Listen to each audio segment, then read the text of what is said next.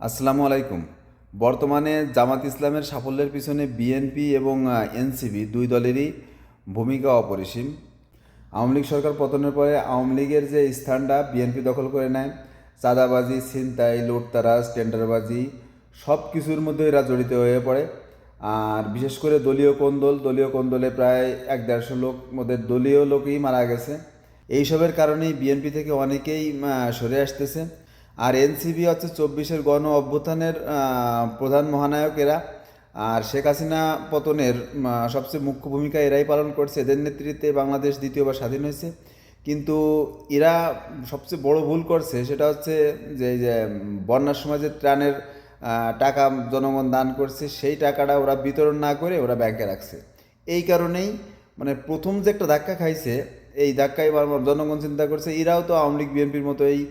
আর Islamic দল জামাত, হেফাজত চরমোনাই এরা যেহেতু ঐক্য করছে, সবাই চিন্তা করছে যে এই যে ইসলামিক দলগুলোকে ভোট দিলে পারা বাংলাদেশ নিরাপদ থাকবে।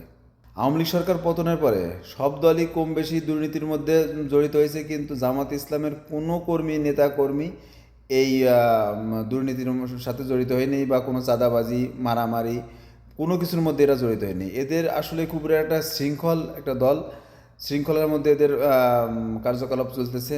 এরা কোনো দলীয় কোন্দল নাই, এদের মধ্যে কোনো পদ নেওয়ার জন্য কোনো মারামারি কিচ্ছু নাই। এবং এরা আর জামাত ইসলামের যে একটা আদর্শ, এই আদর্শ আসলে সব দলের মধ্যে নাই।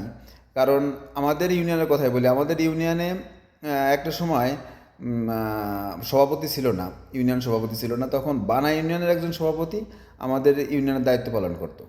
তখন তাকে বললাম যে ভাই, আমাদের এই এলাকার জামাতের আমিরকে? তা বলে যে আপাতত নাই। তাই আমি বললাম আমির তাহলে এই দায়িত্ব পালন করতেছে? বলে যে আমিই পালন করতেছি। তাই আমি বলছি আপনার বাড়ি বানা ইউনিয়ন, আপনি এসে আমাদের এলাকায় করতেছেন, কোনো দায়িত্বশীল লোক নাই তো? এই জন্য যে যেখানে যদি একজন দায়িত্বশীল বা একজন যোগ্য লোক না থাকে, নেতৃত্ব না থাকে, প্রয়োজনে সেই জায়গাটা খালি থাকবে, সেই পদ খালি থাকবে, কিন্তু অযোগ্য কাউকে এতে এখানে স্থান দেবে না। আর অন্য দলে তো এক জায়গা খালি হইলে পরে একজনের জায়গায় 5 জন এসে ঢুকে পড়ে। আর এটাই হচ্ছে জামাত ইসলামের মূল আদর্শ। জামাত ইসলামে বেনামাজির কোনো স্থান নেই। আর অমুসলিম যারা আছে তাদের কথা তো ভিন্ন। আর এই দলে থাকতে হলে এই দলকে প্রতি মাসে তার সামর্থ্য অনুযায়ী ডোনেশন দিতেই হবে। কিন্তু এই জামাত ইসলাম ছাড়া অন্য সব দলেই দল থেকে এরা কিছুটা সুযোগ সুবিধা ভোগ করে, কিন্তু জামাত ইসলামে ঢুকলে পরা দল থেকে আপনাকে কিছুই দেবে না, দলকে আরও উল্টো দিতে হবে। ইসলামের একটাই স্বপ্ন, বাংলাদেশে ইসলাম কায়েম হবে এবং কোরআন এবং হাদিসের আলোকে দেশ পরিচালনা হবে। এটাই একমাত্র ওদের স্বপ্ন। ধন্যবাদ সবাইকে।